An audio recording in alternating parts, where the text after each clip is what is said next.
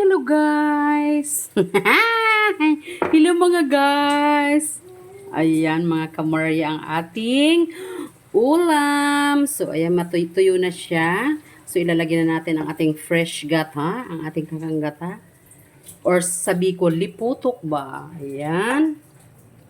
Pakaulin natin ng kaunti. So wag mo siyang hahaluin mga kamarya habang hindi pa siya kumukulo. Yan ang teknik para masarap ang inyong ginataang gulay.